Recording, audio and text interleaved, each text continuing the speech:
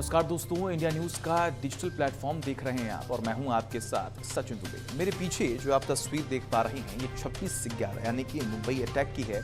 और इस दिन क्या हुआ, कितने लोगों की जान गई और कितने लोग गंभीर रूप से घायल हुए, ये सब चीज़ आपको मालूम है। जिसमें लगभग 10 आतंकी जो हैं वो हमारे देश में प्रवेश किए और उसके बाद उन्होंने कत्लेआम मचाया। इसके बाद लगातार तमाम सिक्योरिटी एजेंसीज ने भी तमाम बड़े सवाल खड़े कर दिए। लेकिन आज न तो 26/11 है, ना ही कोई ऐसा दिन जिसका इससे कोई कनेक्शन हो, लेकिन उसके बावजूद भी हम ये मुद्दा लेकर सिर्फ इसलिए आ रहे हैं क्योंकि कांग्रेस के एक बड़ी नेता और कांग्रेस से लगातार कई सालों तक काम करते आए हैं और सांसद हैं मनीष तिवारी। जी हाँ, उन्होंने एक किताब लिखा और उस किताब में ये जिक्र किया गया कि 26/11 जो हमला हुआ था उसके बाद कांग्रेस यानी कि उस वक्त जो मनमोहन सरकार थी वो जो एक्शन लेना चाहिए था इस आतंकवाद के खिलाफ, इस कत्लेआम के बाद, उसके बाद भी कोई भी कार्रवाई नहीं की गई जो कार्रवाई करनी चाहिए। उन्होंने इस बात का भी जिक्र किया कि जो भी सर्जिकल स्ट्राइक किए गए हैं वो कहीं ना कहीं काबिल तारीफ हैं जो कि पीएम नरेंद्र मोदी की सरकार में हुए, क्योंकि जो किताबी बम हैं वो फिलहाल कांग्रेस में लगातार फूटते हुए दिखाई दे रहे हैं। अभी कुछ दिनों पहले ही अगर हम बात करें तो सलमान खुर्शीद ने भी किताब लिखी और उस किताब में उन्होंने हिंदुत्व को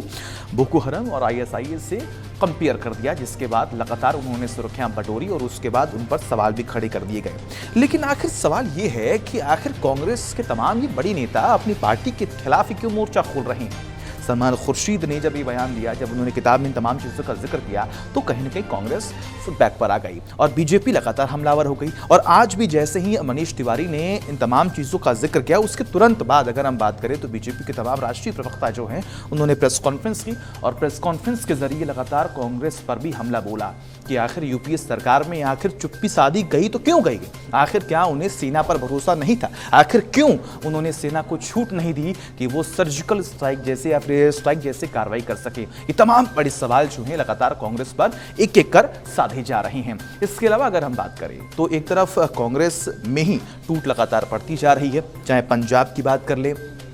चाहे छत्तीसगढ़ की बात कर ले या खुद राजस्थान की हम बात क्यों ना कर लें, हर जगह सिर्फ और सिर्फ कांग्रेस में फूट दिखाई दे रही है। मनीष तिवारी वो नेता हैं जब पंजाब में जब नवजोत सिंह सिद्धू को आलाकमान की तरफ से ये बड़ा फैसला लिया गया और उन्हें प्रदेश अध्यक्ष बनाया गया तो उस वक्त भी उन्होंने साफ तौर पर जिक्र किया गया था कि आलाकमान जिसे एक बड़ा पद सौंपने जा रहा है वो पंजाब के बारे में कुछ जानते ही नहीं है, तो आखिर उन्हें ये पद क्यों सौंपा जा रहा है। यानी कि उन्होंने आलाकमान पर ही सीधा ये निशाना साधने की कोशिश की थी। जब आपको याद होगा जब कन्हैया कुमार भी लगातार सुर्खियों में थे, जब वो कांग्रेस में ज्वाइन हो रहे थे तो उस वक्त भी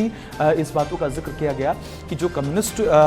की जो लेफ्ट के लोग हैं उन्हें कांग्रेस में शामिल किया जा रहा है और उसके खिलाफ एक किताब जो है वो लिखी गई थी कम्युनिस्ट को लेकर, वो किताब पढ़नी चाहिए, जिसको लेकर बीजेपी भी लगातार कांग्रेस पर हमलावर थी। और यह जिक्र किया गया कांग्रेस के तमाम बड़ी नेताओं की तरफ से कि जो भारत के टुकड़े होने के बयान देते हैं उसे कांग्रेस अपने खेमे में शामिल कर रही है, क्योंकि कांग्रेस की भी नीयत है कि भारत के टुकड़े हों। तो एक एक कर लगातार तमाम जो सवाल है वो खड़े किए जा रहे हैं, लेकिन उसके बावजूद भी कांग्रेस की तरफ से कोई भी ऐसा बयान नहीं दिया जा रहा है जो कि अपने आप को कांग्रेस प्रोटेक्ट कर सके। इसके अलावा अगर हम बात करें तो G23 भी आपको याद होगा